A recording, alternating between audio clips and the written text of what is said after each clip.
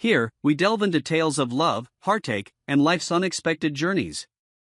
Your subscription is invaluable in supporting our work, and we eagerly anticipate sharing more enthralling chronicles with you.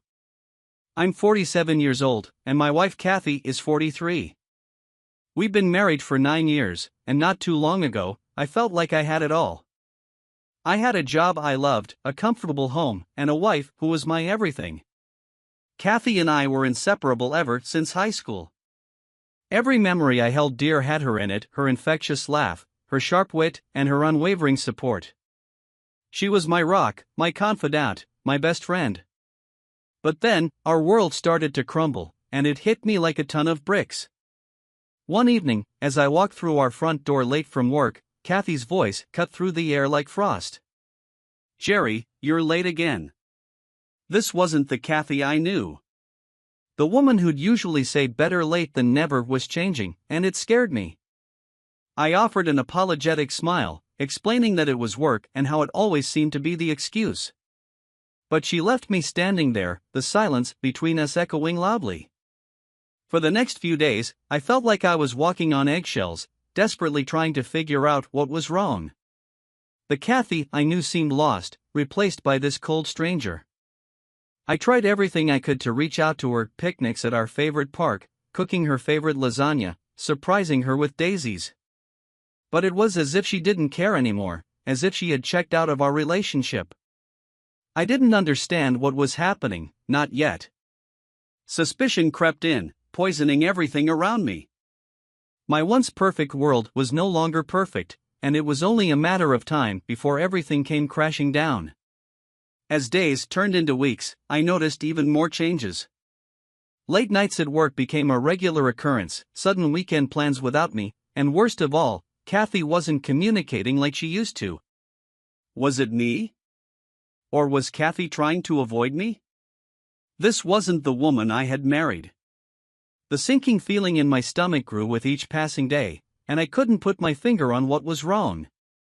Kathy began spending more time away from home, coming back late at night, something she had never done before.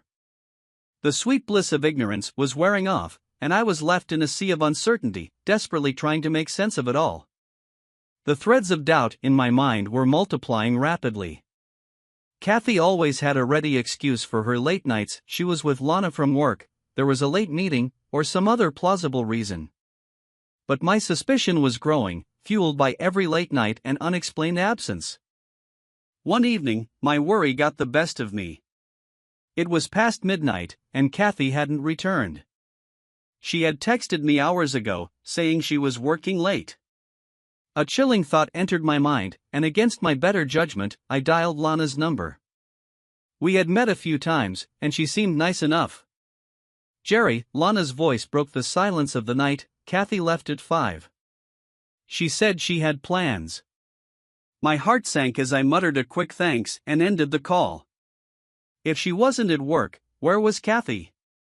When Kathy finally got home late, we had a heated discussion and went to bed angry at each other. But the next morning, while she was in the shower, I saw a crumpled receipt poking out from her coat pocket. My hands shook as I unfolded the slip of paper. It was from an upscale restaurant downtown, a place we had talked about but never visited due to the hefty prices. 2 main courses, 2 desserts, a bottle of wine. It was clear this was not a solitary dinner. She had been on a date, and it wasn't with me. Confronting Kathy didn't seem like the best idea at that moment. I needed more evidence, more than just a receipt and Lana's word. I tucked the receipt back into her coat and went about the day as if nothing had happened. Inside, however, I was a wreck. The woman I loved, the woman I had married, was slipping away from me into the arms of another man. My once blissful life was now colored with doubt and suspicion. As days turned into nights and weeks into months, I found myself in a horrible situation. The crumbling of our relationship seemed inevitable, and I didn't know if I had the strength to help mend it back together. The uncertainty and pain were tearing me apart, and I felt lost in a world that had once been so familiar and secure. My days went by in a blur, filled with hollow conversations that were mere shadows of what we once shared. I kept my discovery of the dinner receipt a secret, quietly observing Kathy's actions and her growing distance. The truth was a bitter pill to swallow, and denial became my only refuge until I could deny it no longer. One morning, I finally mustered the courage to broach the subject. "Kathy, I found a receipt in your pocket from the restaurant," I said, my voice trembling with anxiety. Her eyes widened for a brief moment before she regained her composure. "Oh, that," she replied nonchalantly, "it was a business dinner, Jerry." I desperately wanted to believe her, hoping her words could erase my doubts and take us back to our happier times. But her slight hesitation told a different story. Despite my best efforts, I couldn't shake off my suspicions. Nights turned into a torment of tossing and turning, haunted by the thought of Kathy laughing and dining with another man. I wrestled with my thoughts, torn between confronting her with my growing suspicions and desperately clinging to the fragments of our once blissful marriage. Weeks went by, each day a painful reminder of the growing chasm between us. My heart ached for the woman I had fallen in love with, but all I saw was a stranger wearing Kathy's face. The trust that had once been the foundation of our relationship had been shattered. Each passing day brought new doubts and fears, each one more crippling than the last. I was living with a stranger, a painful ghost of the woman I had loved with all my heart. I knew what I had to do. No more playing the fool, no more waiting for answers to fall into my lap. It was time to seek out the truth myself, regardless of how painful it might be. I turned to my computer and started scouring for evidence, a cold determination fueling me. I delved into Kathy's online presence, scanning our social media profiles, her frequent contacts, anything that could give me a clue about who she was spending her time with late into the night, while I slept, oblivious to my turmoil. As I scrolled through Kathy's online presence, my heart sank when I stumbled upon a picture of her at a party, looking radiant in a little black dress. What caught my attention was the man next to her, Mark, her boss, with his arm casually slung around her waist. A chill ran down my spine. Could he be the one? My heart started pounding as I clicked on his profile. His pictures were filled with fancy dinners, luxury vacations, and beautiful women, and among them was Kathy, looking more vibrant and happier than she had in months. Seeing them together, laughing and enjoying each other's company, was heartbreaking. The reality of Kathy's betrayal was taking shape before my eyes. The evidence was piling up, and the truth was becoming impossible to ignore. Kathy was having an affair, and the man responsible was none other than her charming, charismatic boss. The initial shock gave way to a burning resolve to confront Kathy and expose the scandalous affair for what it was. My love for Kathy had been real, deep, and absolute, but her betrayal was a harsh reality I could no longer ignore. I stared at the man who had caused a rift in my marriage, a storm in my life.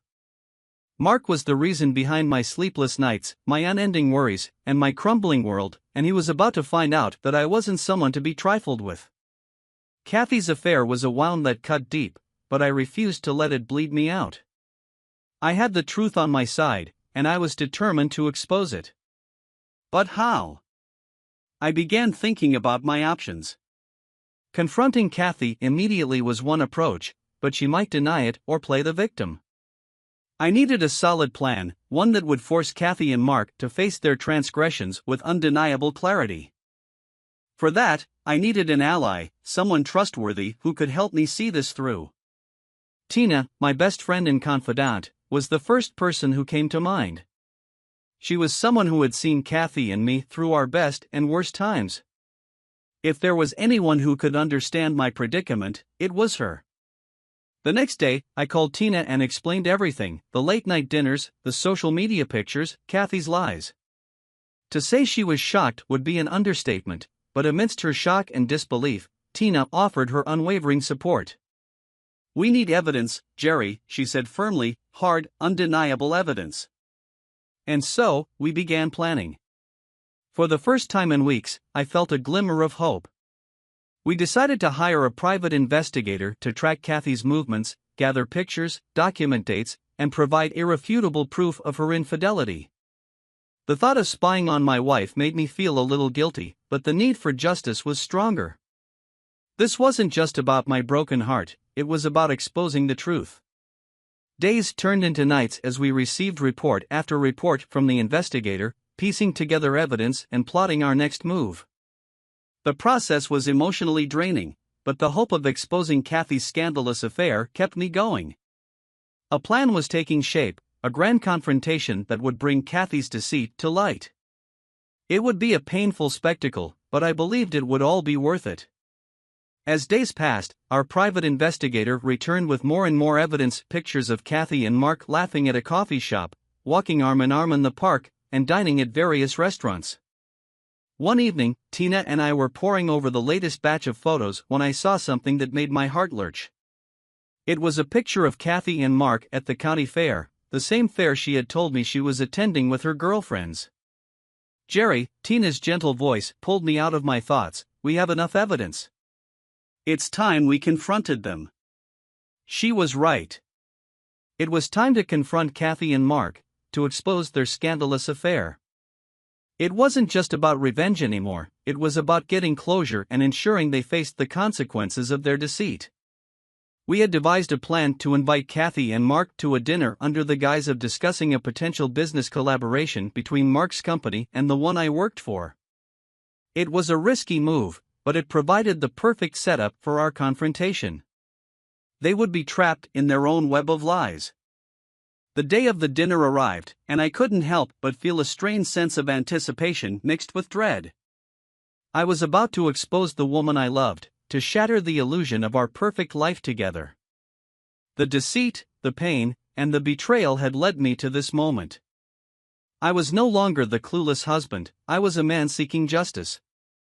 Kathy's scandalous affair had pushed me into the darkest corners of despair, but I had found my way out. I was ready to confront the storm, to face Kathy and Mark, and expose their lies. As I walked into the upscale restaurant, the weight of my discovery felt both heavy and liberating. Kathy and Mark were already seated, and I joined them with a forced smile, hiding my turmoil under a facade of friendliness. Throughout the dinner, I watched them, observing their interactions. Seeing it all unfold before my eyes was a grim confirmation of what I had known for weeks. Finally, as the dessert was served, I decided it was time. "There's a reason I invited you both here tonight," I began, my voice steady, "and it isn't business." Kathy looked puzzled, while Mark simply raised an eyebrow in curiosity. Taking a deep breath, I pushed an envelope across the table. It contained pictures of their secret rendezvous, undeniable proof of their lies. "I believe this belongs to you," I said, locking eyes with Kathy. Mark stiffened next to her, his charming smile replaced by a look of surprise. Their secret was out in the open, their scandalous affair laid bare before them to see. The moment of reckoning had arrived. I watched as Kathy looked at me, her eyes filled with guilt and shock. Mark, on the other hand, remained silent, his confident demeanor crumbling under the weight of his deceit. The silence that filled the room was deafening, filled with unspoken apologies and undeniable truth. "I loved you, Kathy. I deserved better than this," I said.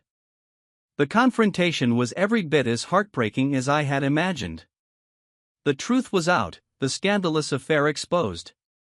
Kathy and Mark were no longer just characters in my tale of heartbreak, they were the villains who had broken the trust and love that once bound us together.